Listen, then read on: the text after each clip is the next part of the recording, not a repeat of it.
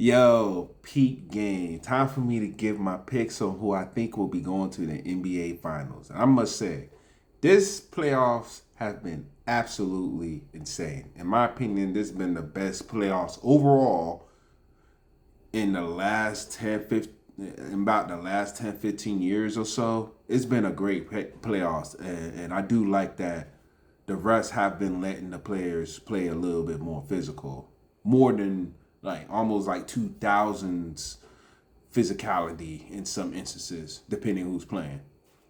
Anyways, I'm gonna give my Western Conference pick, and I'm gonna say this: the Thunder made a Joker look like an average player, during in Game 7, and I commend their defense. They played hellified defense. I mean, Joker didn't really have nobody to help him or nothing. I mean, you had a hobble Aaron Gordon that literally should not have been playing, and he got double-digit rebounds. Like, come on, man. So I think the Nuggets definitely gonna have to do some things. You gotta get some other players in, if you want to extend Joker's prime, and because as you see, like Giannis is pretty open, is for the first time open at exploring other opportunities. I don't know if the Joker's gonna be like that at some point, but we'll find out. Anyways, back to my picks. The Timberwolves got great defense, great rim protector. Julius Randle has come alive, and this is like one of the few situations that the trade worked out for both teams, because both the Knicks and the Timberwolves are in the conference finals in each conference respectively.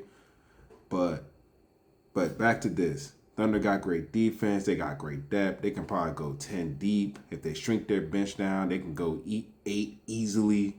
The Timberwolves, they got a great rim protector. They play great defense, great team defense as well. And I think this is going to be a type of series that I think, man, this one's hard to call. I don't know who. I mean, I think Naz Reid obviously the X factor for the Wolves, because he can switch on multiple players and defend multiple positions off the bench. And the Thunder, their depth is ridiculous. One guy gets tired, that's a good defender. They can get another person, or they just find a way to keep the same five on the floor and switch the defense up to be able to keep guys well rested. I think this is going to be a very, very exciting series, and I do think this is interesting series. I think this is going to kind of determine the quote unquote power dynamic in the West for times to come, because all the star players that's of the teams left, Halliburton, Brunson, Ant-Man, and SGA, all of them are under 30. All of them. So it's like the new generation starting to come on as far as basketball goes. And this is going to be, I think it's going to be a classic barnyard fight, slobber knocker, whatever you want to say. This series is definitely, in my opinion, it's going 7. I'm not just saying that just to be quote unquote on the safe side, but both teams, I do think, because of the competition they face, they're relatively evenly matched, and I do think defense will determine this series. Like, I think defense will be a lot more important in this series than it has been in other series that each of these teams played.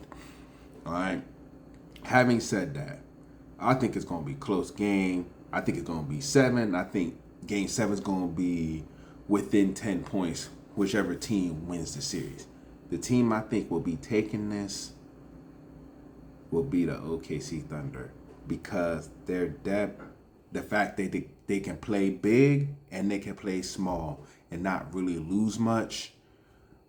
And Chet for sure, I think is going to be the major X factor for the Thunder winning, because if you can, with Chet Holmgren, he's able to pull centers out and force them to guard, and which leaves the paint free. And the way the Thunder move the ball, you can get SGA cutting or Jalen Williams cutting and things of that nature. And for the Wolves, I'm gonna say this: Randall and Nas Reed gotta carry that second or third load. They have to, especially when you got a big that's not a. He's just there for defense like in Gobert. And Conley's leadership, Mike Conley's leadership is going to be very important for the Wolves. But having said that, I'm going with OKC in a nail biter, and I got them winning in 7 games. And for the Eastern Conference Finals, I ain't see this shit coming. I did not. The way that Indiana basically blitzed, they basically blitzed Cleveland and damn near punked them. People are talking about, like, if you looked at last season, that people thought like Indiana was a little soft on defense, and that's been my thinking in this playoffs is like, can that defense hold up? But man, they've definitely been playing with some physicality that I thought I wouldn't see from a team like that. But then again, you got Rick Carlisle coaching, and I think he is a big on focusing on defense person and moving the ball. The Pacers got great ball movement on their team, and I do think, I know people going to say that pick Boston, I picked Boston. That might feel like, oh, the Knicks got lucky to get in this spot. Jason Tatum got hurt, but people forget before Jason Tatum got hurt and didn't play the full game, the Knicks were up 2-1. They were up. And even if Jason Tatum was there, the way that Boston was missing their shots and the way they got outcoached, they were not beating the Knicks. They were not beating the Knicks. And the way Boston played, that was like some of the worst basketball. That was some just bad basketball. If you're not making your threes, go to the hole, hit the mid-range, try to get guys in foul trouble, get a rhythm. I mean, come on. Nope, I'm going to shoot the other threes. But that beat down that the Knicks put on Boston, it was crazy. I was in disbelief. Unfortunately, I didn't catch the entire game. I caught the second and third quarter. And I literally said after halftime, I was like, Boston, you got 12 minutes to keep me interested in this game. I turned that thing off in the fourth quarter because, man, that was a beatdown of epic proportions. I know Jason Tatum was hurt, but they did win with Jaylen Brown. And they couldn't do nothing.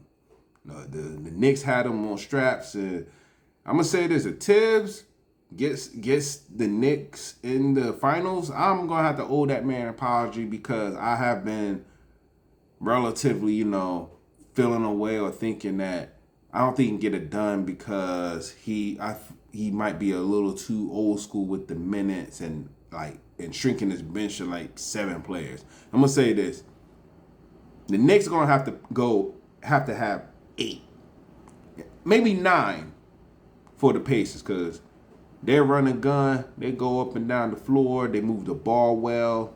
The Knicks are gritty, and this is one. I don't think this one's going 7, but I do think it will be a classic series because of the history between these teams. Because there's a whole documentary called Miller Time about the hatred that Knicks fans had for Reggie Miller. So, having said that, man, this is gonna be an interesting series. But I'm sorry, Knicks fans. I gotta go against you guys for a third time. They say third time's a charm, but maybe I need to learn my lesson to doubting the Knicks, especially against Boston. I should have known. I should have said, fuck it. Let me just pick the Knicks for upset. It is what it is. But I do think that's going to be a relatively close series as well. There might be, I would say maybe a couple blowouts. I think each team's going to split.